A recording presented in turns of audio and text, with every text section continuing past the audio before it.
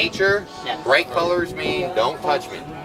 I'm poisonous or I'm venomous. I'm going to hurt you in one way or another. But why is it not hurting you right now? Like, he's kind of calm, okay. And our skin is incredibly strong.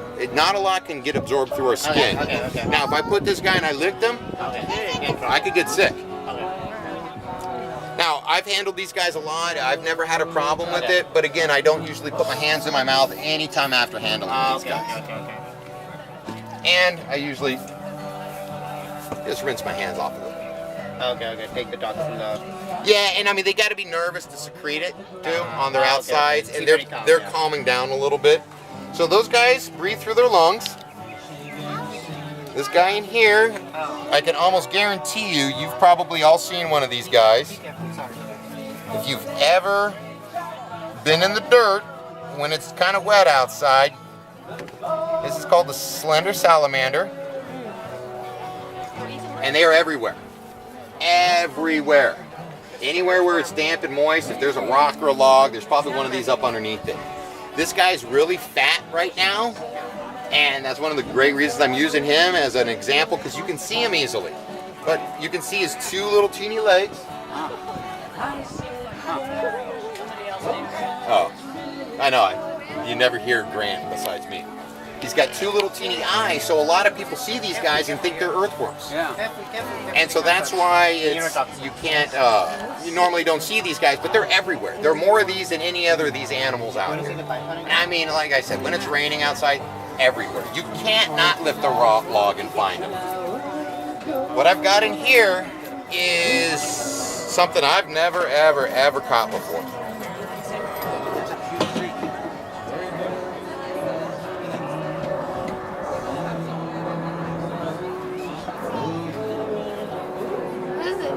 California giant salamander. It's a giant salamander. Oh wow. Now, they can maybe grow another couple of inches. They get to be about 1 foot long. He's got a cousin that lives north of here, Sonoma area. He's a little bit bigger, maybe by an inch than this one here, and those are the largest terrestrial salamanders in North America. Got to go to other continents to find bigger ones. And in China, they have one that are 2 meters. Oh, I heard about that one. But this is our big boy right here. Now, these guys here, the newts, the slender, they only need moisture there to breathe. They don't need to be back into the water. These guys are aquatic breeding cycles similar to a frog, so they have to have water because they have an aquatic phase, gills, tail, and then they slowly grow. The reason most people don't see these things, and I've never even caught one before, is because most of them don't transform into the land terrestrial species. Most of them retain their young features and stay in the water at all times. And I had a buddy telling me he's only seen one once too. He's a zoologist. He's been hunting in a lot of years.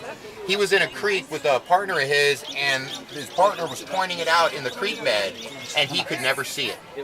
It took him like 10 minutes to be able, and the guy, I mean, standing right in front of it, they're perfectly camouflaged in the water. So they normally don't come out, and when they do, they still have to go back to the water for breeding. Can they change their skin color? They not really. They're, they can change a bit depending on where you're born and feeding wise, but usually not. All right. This guy here.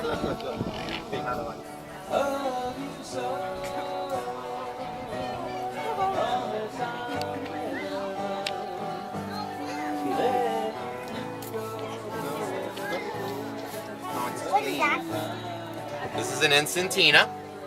Now, this guy is not that big. He's like a sub-adult. They get about twice this size. What makes this guy extra cool is you see his tail. Tail's kind of fat, and then right before it reaches his body, it's got this little small point. It's a constriction point. And so this guy doesn't need something to pull its tail off. If he gets nervous enough, he can release his tail with hormones and keep running away. His tail's fat and full of a poison. He's got poison glands in there. So that tail's going to wiggle around, that predator's come up, eat that tail, and he's going to get super, super sick. Never going to come back after one of these guys again. This guy can regrow his tail. and you regrow it quite quickly.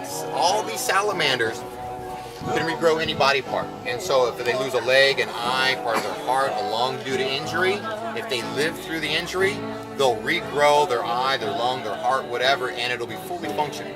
And they do it in just a few weeks, because you couldn't survive in the wild without, a couple of limbs. You're going to get eaten quickly.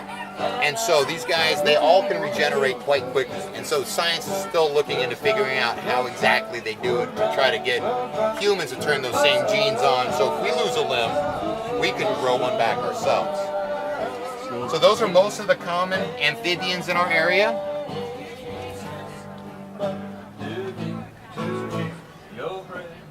First time I've ever caught one of these You want to too. have that picture?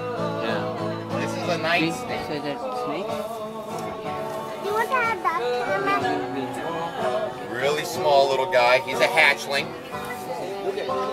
But these guys full size only get to be about 8 to 12 inches.